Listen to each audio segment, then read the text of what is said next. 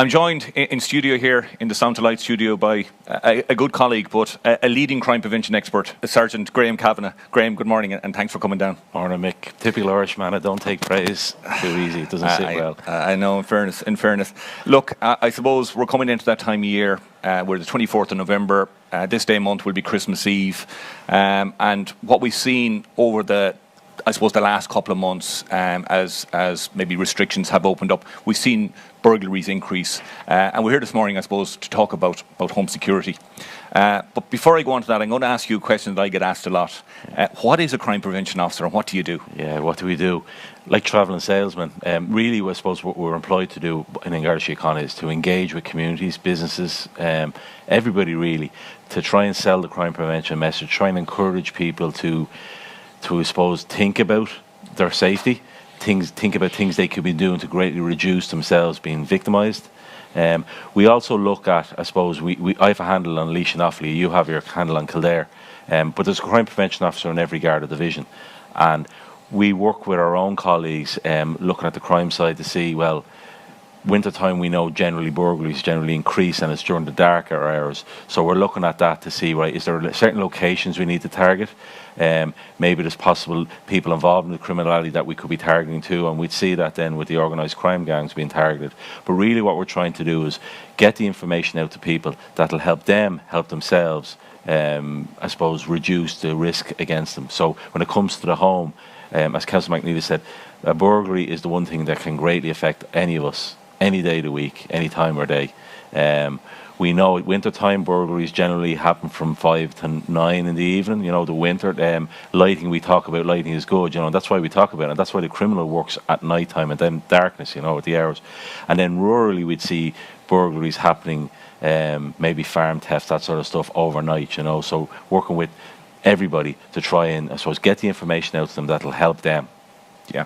I should say from the outset, this has been broadcasted live on the Garda YouTube channel, and if anybody wants to comment, you can put your comments there, and I'll try and pick up on them as we go through the day.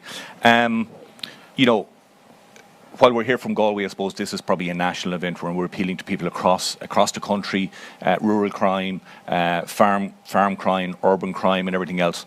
I suppose, as crime prevention practitioners, we apply layers of security. We call it the onion peeling principle. So when we're talking about somebody's property, talk me through what are the layers that we would look at? Yeah, so just take a little step back. When we look at any crime, we look at it as a triangle, and a crime needs a victim, an offender, and a location. And if you can remove one of them from the triangle, the crime doesn't happen.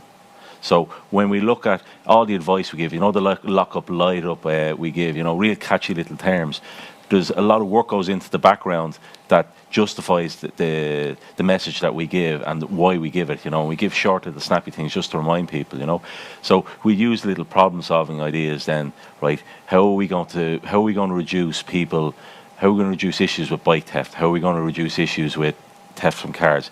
How are we going to reduce burglary? So you spoke about the onion peeling effect. So when we arrive, if you want one of us to go and look at your home to advise, say you're thinking about spending money to secure the place, or maybe you've been a victim of crime and you're looking to try and stop it happening again, you know.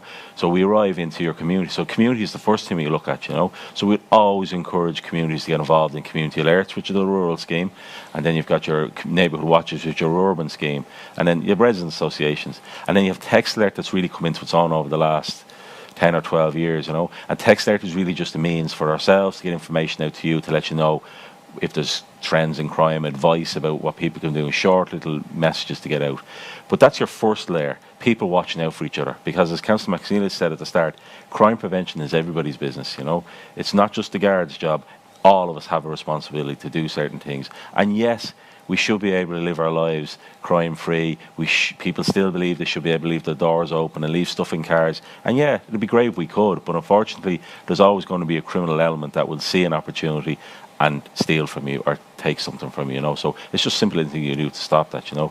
So your community is your first layer. People watching out for each other, reporting stuff when they see it immediately. That's really important, that if you see something that's not right in your area, that you're picking up the phone, you're using the 999 service if it's really, really important, you know, but you're reporting it to Garda Síochána. You're not waiting to hear the following day that Mick's house was broken into there last night. Oh God, I saw a van acting suspicious around the area there that day, you know. Reporting it is important, you know, really, really important, and gives us a chance to engage, get out and try and prevent it. Yeah, and I think you mentioned there the 999 service. We have dedicated call-taking services around the country, and that's what they're there for now. And as you say, you see something suspicious, pick up the phone, ring 999. It may seem innocent, it may be nothing, but let us check it out. Yeah. And if it is something, obviously we can act upon it. Yeah. I suppose as well during the pandemic, you know, traditionally your community alert or your community engagement was, you know, mass on a Sunday. It was down at the football match where you met your community, and during the pandemic we've seen less of that. So the text alert and the community alert groups and the Zoom meetings and all that, that's all important to stay informed, because I suppose if you're forewarned, you're forearmed, you know what's happening in the area. I suppose moving on to the next layer, and it's a physical layer. It's the perimeter around your property. It's the walls, the gates, the fences. Talk me through that. How would you secure that? So whether you're living in a very urban setting with terrace houses or in a housing estate area, you're living in a rural area where it's a house and everything has a perimeter. It could be just a hard shell of the house, or it could be the garden and a fence, you know. So we're looking at the gate, the fence, the hedging, that sort of stuff. So that's if you have a garden. Your hard shell then, which is the next thing we'll talk about, is, you know, the shell of the windows and doors and locks. But hedging is a really important thing, and we talk about a thing called defensive planting. So good thorny hedging, you know, a good strong barrier greatly reduces the chance of somebody coming through it. Keeping gates closed, you know, we always say this as crime prevention officers: a gate closed reduces the chance of somebody driving through. Or an open gate, they've free rein to drive in around your property, see what's left lying around that can be taken, or perhaps we'll come back later under darkness and take it, you know. But it's a physical act of closing the gate. Signage is always a good thing, rule setting, no trespassers, no cold callers, that sort of stuff, you know. But this is the time of year now where we're planting. So garden centre, talk to the garden centre or talk to somebody that's in that game and say, right, what's the best hedging I can get? A good thorny hedge that it'll take a year or two to grow, but once it gets established, it's good. And we'd also talk about if you have drain pipes that could be used as maybe a means to climb up to get onto a flat pitch roof or to get to somewhere. Think about planting around that as well, you know. Again, it's just reducing the opportunity, you know. Roses are really good thorns on them, you know. Nobody likes them, you know, particularly the criminal. It's about moving the criminal on, I suppose, and it can be that small thing. I often, when I go out to victims of burglary and I see the lovely wrought iron gates, and the first question I'll ask is, were those gates closed? And no, they were open.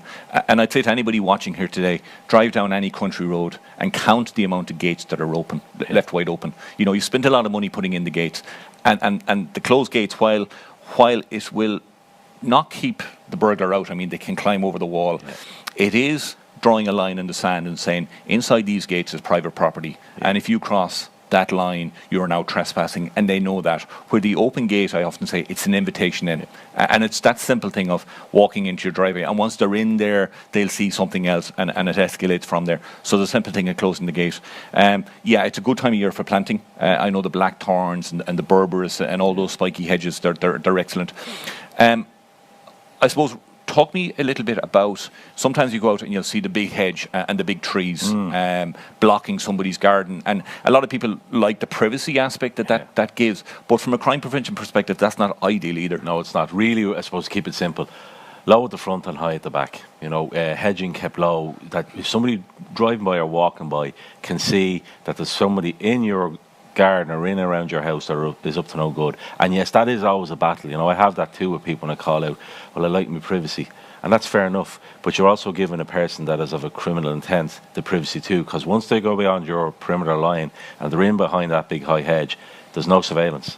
No natural surveillance, nobody passing by, a neighbour going by with a dog or a car driving by that knows that you're away for the day or you're working, and there's lads in there, they're up to no good, you know, they're hidden, you know. So we'd always encourage, keep it low at the front and high at the back, you know, so that people can't get in around the back, you know. And then, like, when we look at our burglaries, you know, yes, they do go over the gate, and they do. I've seen the situations too where they'll cut the lock off with a battery operated angle grinder, you know. But that's just one layer of it, you know. It's a whole, like you said at the start, the onion. You're looking at you're looking at a whole thing around your property, and all you're trying to do is show the criminal, well, you know what, I've done everything I can to make my place secure. The criminal looks at that and thinks, a little bit too much work involved there. There's other places I can go to that it'll be a lot easier, you know. And the gate is a psychological thing. If the gate is open, I'm sure it's all right to drive in here. Where if the gate is closed and the physical gate will do it, less likely to do that. You know? Yeah, and we always, I suppose, try to impart low-cost or no-cost crime prevention measures. You know, we could say to people, spend thousands on a security feature. It's keeping the gates closed. It's simple things like that can, I suppose, build up that layer of security around your house. If we move into the next layer, I suppose, from the perimeter into what we might call the curtilage around your house, your garden shed, your lawn area, talk me through what would you talk to people about there? So this is your low cost bit you're talking about. Sometimes it's just habit changing. That's what you're trying to encourage people to reduce. So the curtilage is what's left lying around outside the house that the criminal doesn't have to bring to my property, that I know I can pick up at the open shed or the open garage, that I can use to force entry in, to break a window, or to force a window or to force a door, you know. So what garden equipment is left lying outside? Is there loose stuff lying around outside that could be used to throw through a glass window? So just keeping stuff like that, lock it away. Yeah. Secure it. You know, when I look at stuff that's stolen, I suppose you're looking at rurally particularly, you know, from sheds, it's ride-on mowers, that's, you know, garden equipment, quads, you know. So you're looking at anchor points. If you have a shed, is there an anchor point in the garage that you can, first of all, anchor the garage door closed, but then also anchor your ride-on or your quad, for example, anchor to the ground. It's another little layer, you know. Yes, it costs a little bit of money, but if you're spending multiples of thousands on a piece of equipment, some simple little things that may cost €100 will greatly reduce the chance of that being taken. Yeah. While I think of it, actually, on the Garda website, you will find a checklist challenge. It's a two-sided document you can go through, and you can it walks through, I suppose, those crime prevention measures we're talking about.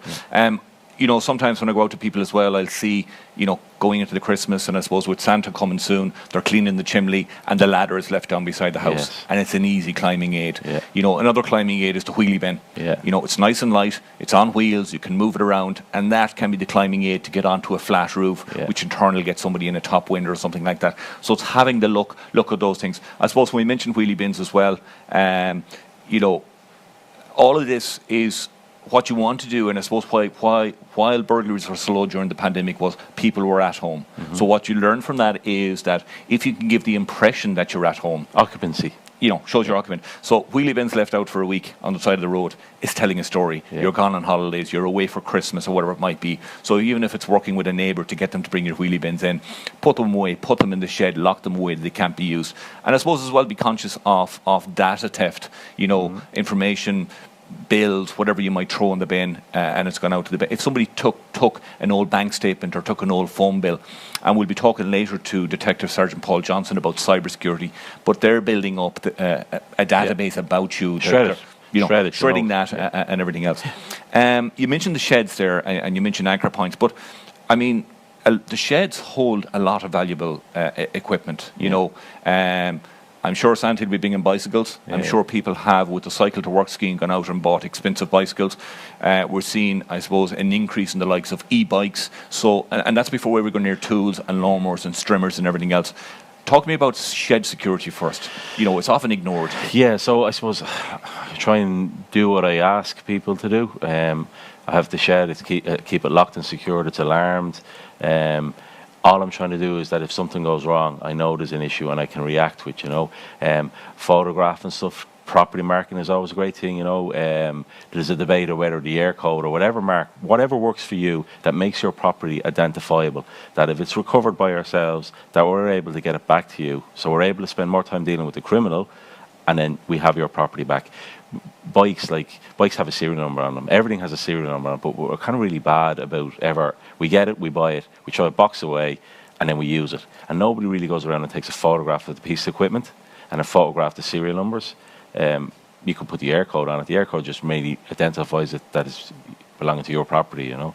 But bikes have them, you know. So locking them up, securing them. Buying a bike nowadays, you should be buying 2 good quality locks. When you do go out and about that, it's locked and secured.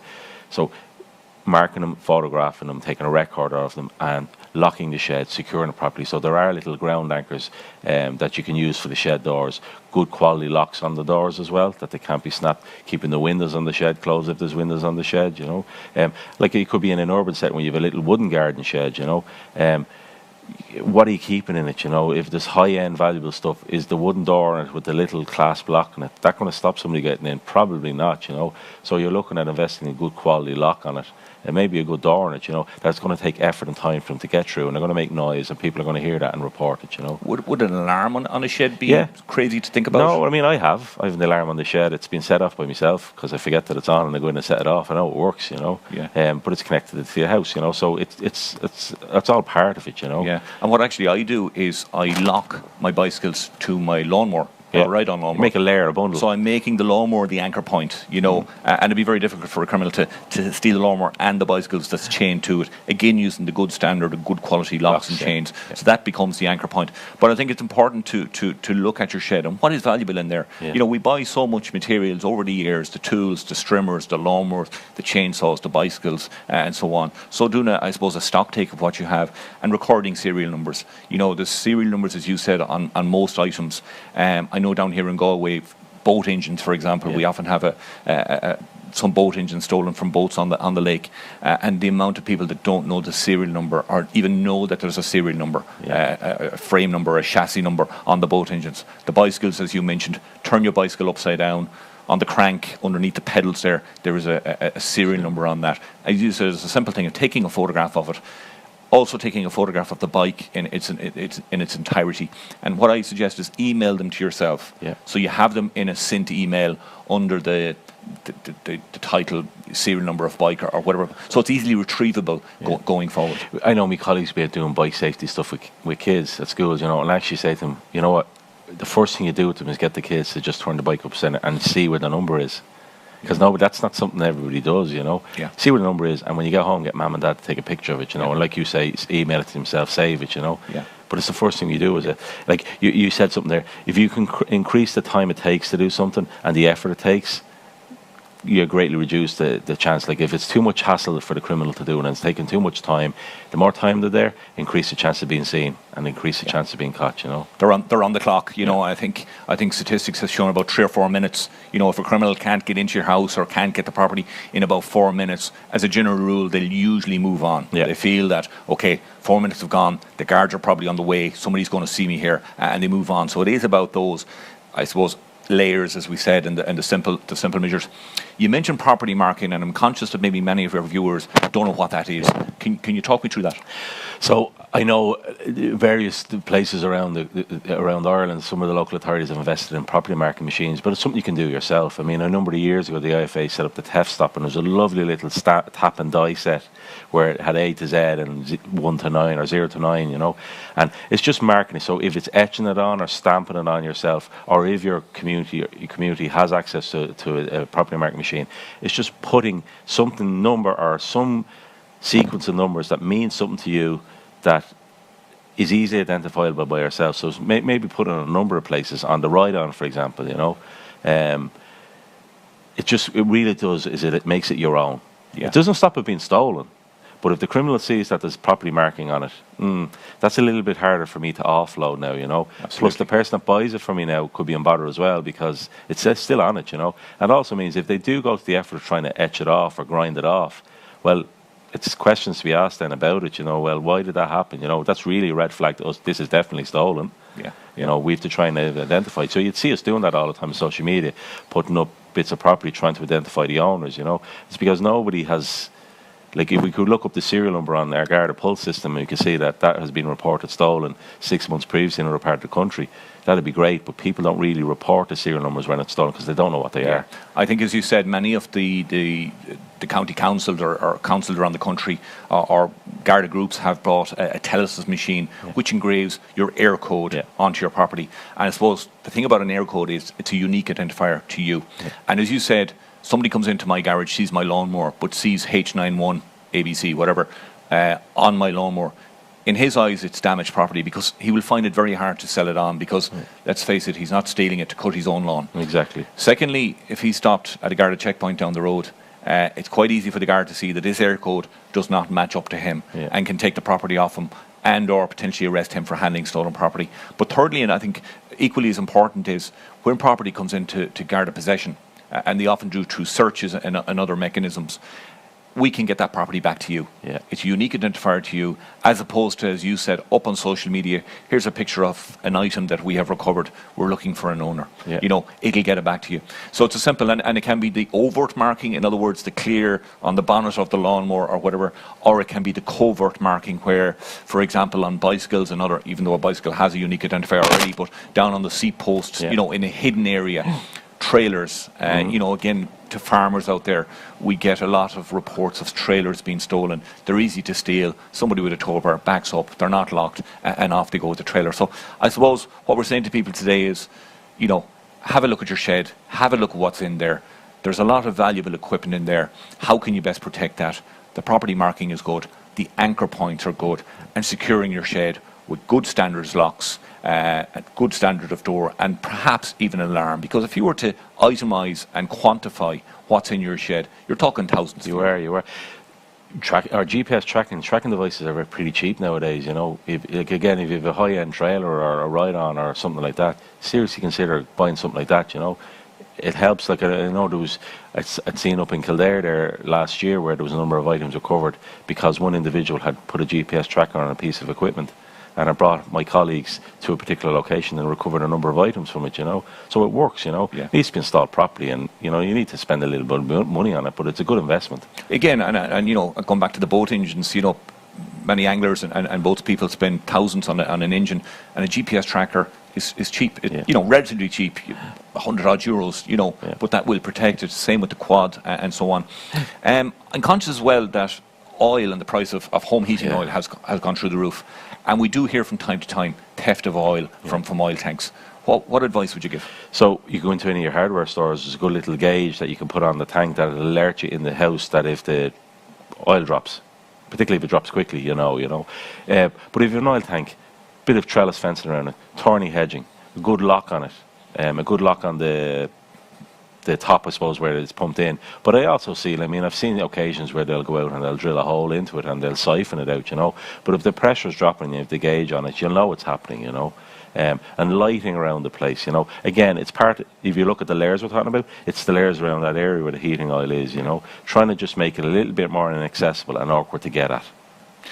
I think it's, you know, go back to location, and that's important. If for anybody maybe building a house now, it's where do you put the oil tank? And in often cases they're put, you know, out of sight, so they lose that natural surveillance, which is very important. So somewhere that has a good natural surveillance, and like you said from the outset, there's crime prevention officers in every division. If you're building a house and, you know, want a bit of advice, you know, look for your local crime prevention officer, send in the plans, and have a discussion saying, look, this is what I'm building. Have you any advice around doors or locks or standards, whatever else? And we'll come on to those in a few minutes. But even equally, I'm thinking of putting an oil tank here. Where do you think I should put it? Where it can be seen. Like you mentioned there, the sheets. Like I know Sergeant Calvin Courtney is our colleague up in the National Crime Prevention Office.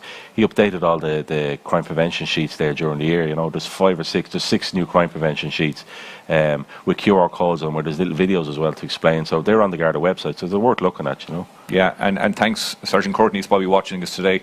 A big thanks to Sergeant Courtney and Sergeant Amanda Flood up in the National Office, because I suppose they are the people behind the scene in the back office who are giving us the material, giving us all of the stuff that allows us to do our job on a day-to-day basis. You mentioned briefly lighting. Before we move into the house itself, lighting around your house. It's winter time, it's dark, it's the ideal opportunity for a criminal. You know, you drive down a road on an evening at 6, 7 o'clock now, come back to you know, what houses are vacant. I can clearly see if there's no lights on, the house is empty.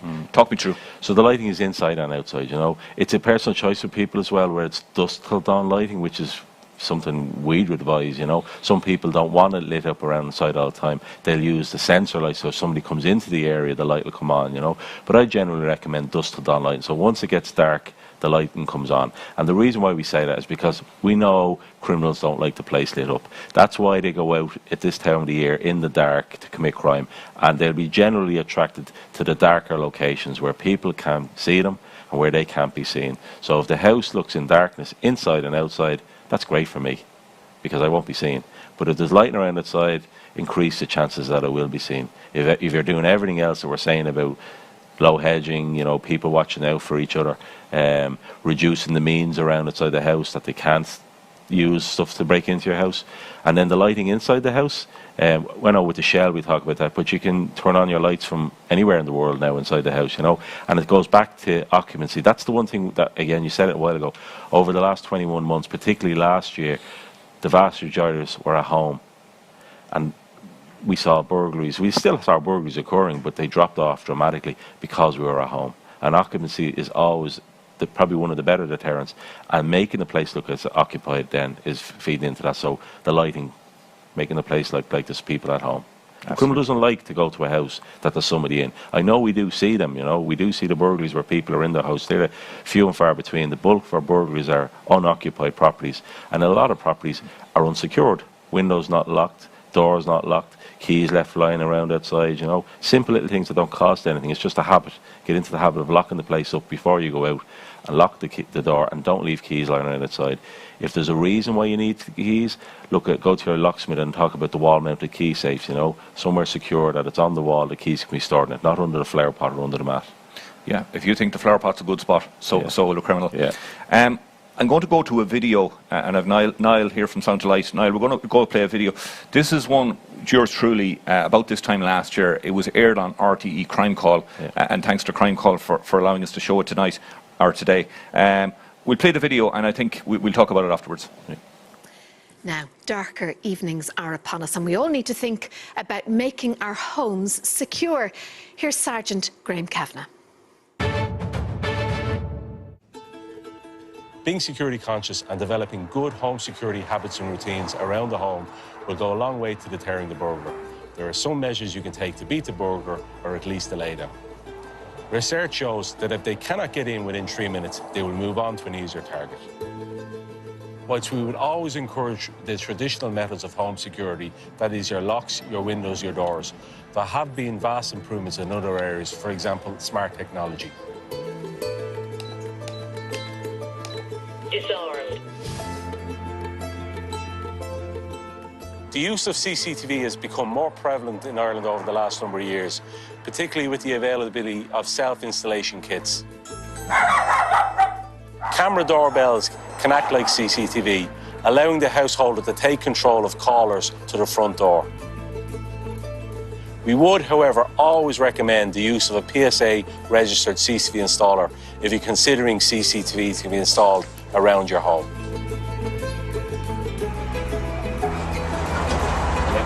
Thank you. Windows and doors are only as good as their construction and the locks that are fitted. Speak to a PSA-registered locksmith about fitting locks to doors and windows. We would always recommend anti-snap, anti-bump and anti-drill locks. Before you leave your home, ensure the perimeter is secure. Lock and secure all your windows and make sure the back door is locked. We always recommend good quality exterior lighting.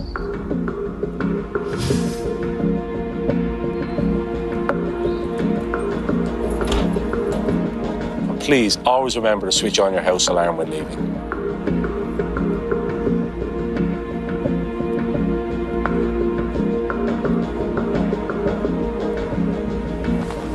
Let's go.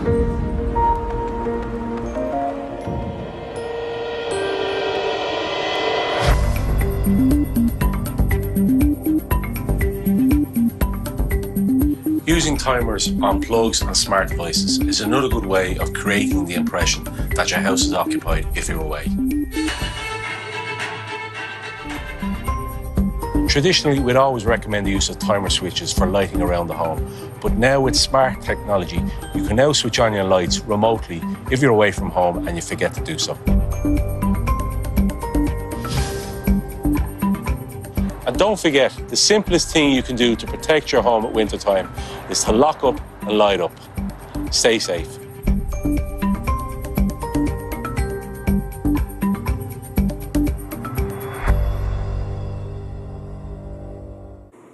Well, Sergeant Graham Kavanagh joins us now, and Graham, you brought your own lighting rig tonight. I did, and off the back of the VT, I suppose the important thing for us is that we're coming into winter. We see burglaries going up.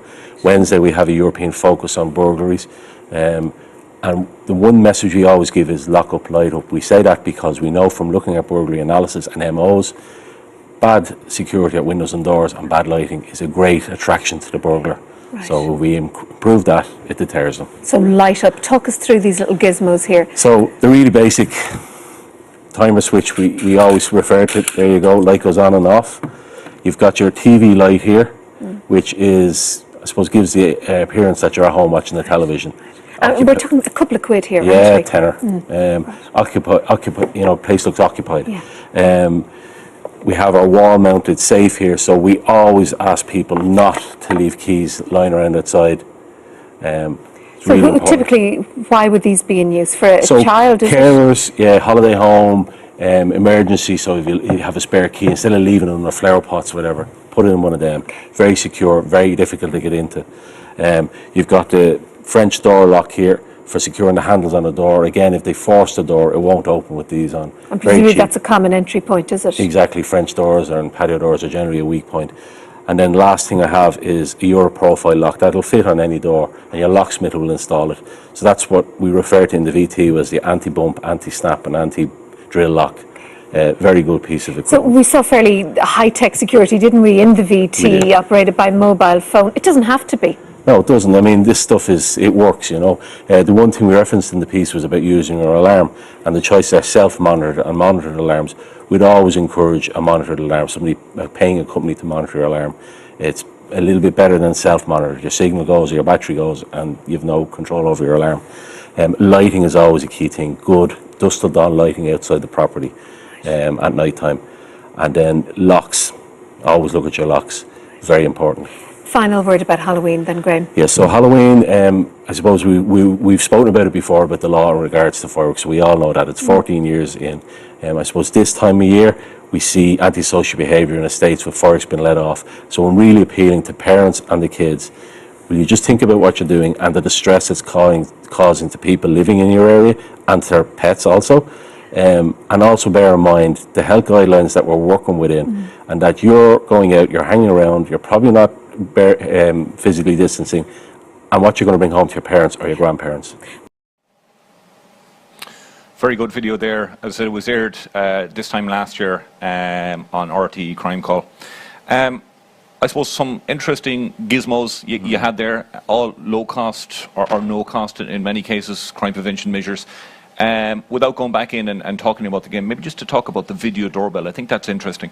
Yeah, I suppose they were developed, I suppose, first when we're getting deliveries, that we could engage with the delivery driver so that we could deliver the package or arrange where to be left, you know. We see the angle that if somebody comes to your front door, particularly say you have an older parent living alone, that you can suddenly see if there's somebody at the front door, you know. It gives you real-time notification.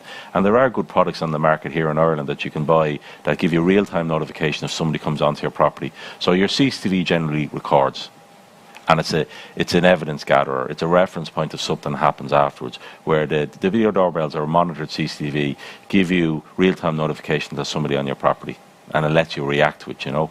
I know today the Data Protection Commissioner has come out with advice and guidance to homeowners about the use of CCTV on their property. And your CCTV should only ever record around your property, not the public street, not that area, you know. So around the perimeter of your home is the important piece. Important piece, absolutely. So I suppose how the doorbell works is, if I was to go up to your front door and press the doorbell, there's a little camera on the doorbell which will I suppose capture me, and it will send it to the homeowner's smartphone, and they can see on the smartphone who's at the door, and then I think they can talk to the homeowner can talk to the person at the door and say, how are you doing, can I help you? And I suppose that's going back to what we're saying is, it's giving the impression you're at home. Because you could be on holidays in Spain, you know, touch wood when we were allowed to go back to Spain, but you know, you could be away from home, you can be at work, you can be anywhere, but you're given that impression. And we might, if we have a chance later, talk about what we, you know, bogus callers and these kind of guys, but when somebody like that calls your door, because, you know, criminals make them up and ring your doorbell to see if there's somebody home. And it's when they don't get the response, it's then they start snooping around the back of the house and over into your shed. When somebody answers the door or answers the video doorbell in this instance, you know, given the impression you're at home, they'll make some excuse, they're looking for somewhere, they'll turn and they're gone. So I think they're only €100 depending on obviously the different brands. Sometimes money we don't have, but it's a good investment, we see sometimes we see CCTV inside the house too, really it's around outside you need to be putting. The CCTV inside the house can help as well, but generally they're in the house at that stage and you're watching them steal your property, Yeah. But they could be good ways of identifying people, as well, because sometimes when they get in they feel a little bit more comfortable, they'll drop the mask or they'll drop their... What I've seen as well with some of the brands of video doorbells is they have the artificial intelligence in the background can monitor your yard. Yeah. Okay. So what they will do is when a human being walks into your yard, it will send you an alert to say to the human being, not a cat, not a dog, not anything else that would normally come on with a sensor light.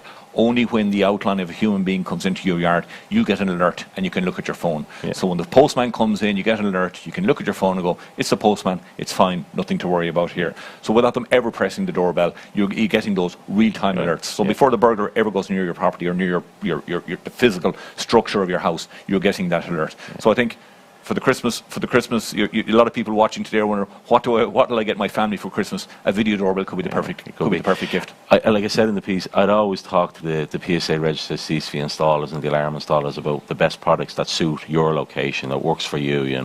They're the experts in that field. And we'd always say, I'd always put physical over the electronic side as well, because your locks on your doors need to be good standard. You don't want cheap locks that can be snapped off and they've access in your door. Windows, I suppose, very hard to retro. You say to somebody your windows are not the best, they're not going to be able to afford to spend 20 or 30 grand and replacing all the windows on doors on their property. But if you talk to a locksmith, you might be able to retrofit locks onto the windows that physically make the window physically harder to force open, Maybe sometimes a laminate on the glass might make it harder to break glass if it's glass as opposed to plate glass as opposed to double glazing, But talk to the installers. I know we talk about a thing called PAS 24 2016, which is a good standard, secure standard for windows and doors. That's what we generally recommend to people here in Ireland, And there's a few window manufacturers and door manufacturers in Ireland that make them to that standard, So if you're going to spend money replacing them, well, invest in good windows and doors, Yeah, I think standards are hugely important, and it's something I'm trying to, I suppose, push here in Galway. And I know many of my crime prevention colleagues or our crime prevention colleagues across the country are trying to get those standards brought in at the planning and design stage. Yeah. When you're building a house, at the first instance, let's get the proper standards in there. I know I saw a study done in Scotland where this PAS 24 standard you mentioned over a 10-year period versus the PAS 24 standard, and there was something like 87% less burglaries, which is a huge figure by putting in, because at the end of the day, the criminal is going to go through the door or window. Yeah. So that's, I suppose, your almost last layer of security. If they've come across the wall and if they've gone through the curtilage or whatever and they've come to the door or window of your house and it's getting through there. So it's the standards of doors, windows, the locks and everything else. You had, I think, the Euro profile cylinder there as well. You spoke about the anti-snap and everything else. So I know a lot of it might be technical jargon. I don't want to confuse people here today. And what I often say to people is, take a photograph of what you have. Yeah. If you have concerns, take a photograph of the door in its entirety, take a photograph up close of the locks from inside, outside, and the edge of the door. Bring that to your local locksmith, your reputable locksmith, and show them what you have, and they can give you advice. You mentioned PSA, that's the Private Security Authority. Mm-hmm. They have a website. There's lists of installers for alarms, CCTV and everything on that. So if anybody's looking for that information, that's probably the place to go. So that, I suppose, is the shell of the house. I suppose the last bit we're looking at from the layers of security is into the house. Yeah. What's been stolen? So they'll take anything, really, if it's left. Everything has a value to the criminal, because it depends what they're selling it for. If it's for a drug addiction or for just organised criminal, it all ends up going towards the same thing, organised crime. So more often, when we look at it's jewellery, cash, sometimes electrical items, but generally jewellery and cash is what's taken. And sometimes they break in and they hit the jackpot and they could get multiples of thousands of euro, or they could get very expensive jewellery, And if you're going to keep that sort of stuff, we'd always advise not to keep cash at home, keep it in the bank or the post office, but people will do it. They will do it. So if you're going to do that, leaving it in the drawer with the socks or hidden somewhere in the house, they will find it, So you really need to be going again to your locksmith, or look up on our Garda website. There's actually a document about safes and the standard of safes. and the standard of safe that you require to protect the risk and the value of the property that you're keeping there, you know, and about how it's installed and it's installed properly, you know, and it goes into the monitoring, the alarm part, that it's monitored as well, you know that it's, if it is somebody in the house, that they've actually got to that location, you know, and it goes back to the whole thing of time and effort. If they have time and they have loads of time, they will put in the effort, but you can reduce the amount of time that they have to spend on your property before somebody knows they're there. They'll move somewhere else, you know. So you need to be looking at it, you know, going and buying a cheap safe and putting expensive jewellery and expensive cash in it that could be broken open pretty handy with a sledgehammer or with a tool is not really a good investment. You know, you need to be spending properly on safes. Yeah, and fitting properly. I've seen it where they've been left on top of countertops and just left there, you know. It's getting them onto a solid wall, you know, not the plasterboard walls. They need to be on the solid wall. There's a household property register on the Garda website. There is. That's important as well if people want to download. So we spoke about taking photographs. This allows you, and I know Sergeant Dean Cairns, our crime prevention officer, Mead, had done a piece there in March last year with lockdown kicking in and kids bored. Get them to go around and take an itemised inventory of everything of value around the house. There's a little document that you can download. You can make it out yourself, but the important thing is you're taking an inventory of what's valuable around inside the house and inside the garage. And getting the serial numbers, back it up with photographs, you know. And it'll help, and if there are issues, it'll help with the insurance side of stuff, but it also helps us then that you've actually got something you can give us if it's stolen that'll help us to circulate internally, that if people come across it, they can identify it and hopefully get it back to you, you know. Because unfortunately, we come across property all the time, every day of the week. We take it in, we seize it off people, and we spend too much time trying to find the owners of it. Where if property marking was done or people were taking a record of it and it was stolen, they reported the serial number, we'd find it on the system. Yeah.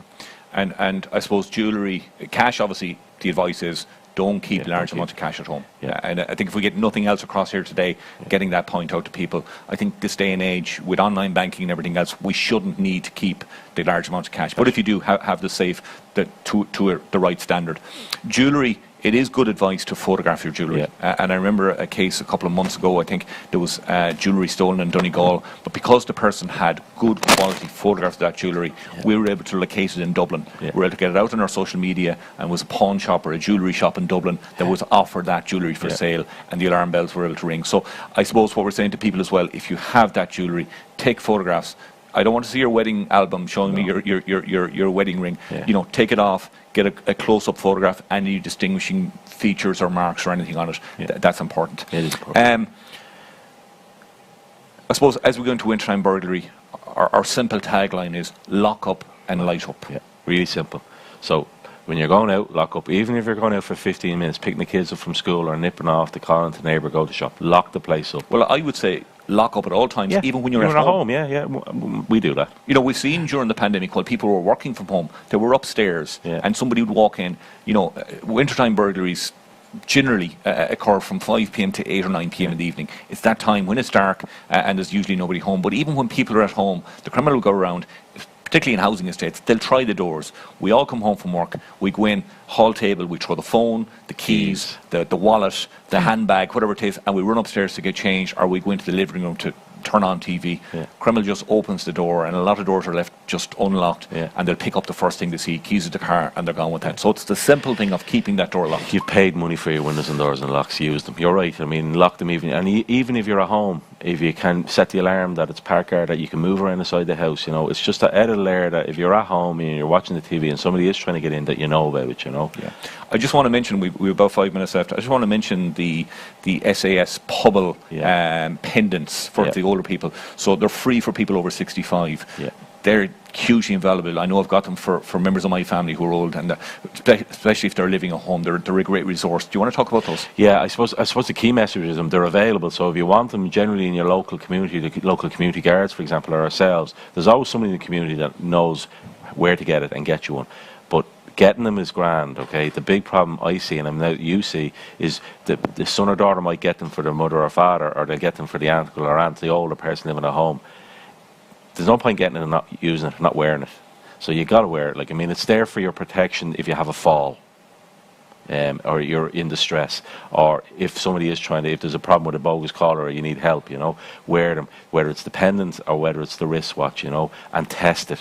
Test it every month. I know the monitoring companies probably won't thank me for saying every month, but you got to test it, because the day you need it, you want to make sure it's working. Yeah, you know? I know they do stress that we should test them. Yeah. You know, and talk to them. They'll get calls every day from people. Yeah. As I said, they're free for installation. You do pay, I think, about €60. The first year, I think, monitoring is free, Yeah. and it's about €60 every year thereafter, Yeah. just for the SIM card and the calls that you will make. Yeah. You mentioned bogus callers, and I want to finish on that because it's important. And we do again from time to time see where, you know, victims have been approached by these guys purporting to be window washers, cleaner chimneys, all of these kind of things. And in often case, there's a certain element of criminality. Yeah. I'm not saying that everybody comes to your door is a criminal, but there can be from time to time. So, simple message I always use the trusted local trades that are in the area. Family, don't be afraid to ask locally for help, you know. Sometimes the reason why you engage the bogus callers is that the help isn't quick enough for them, you know. Just be patient,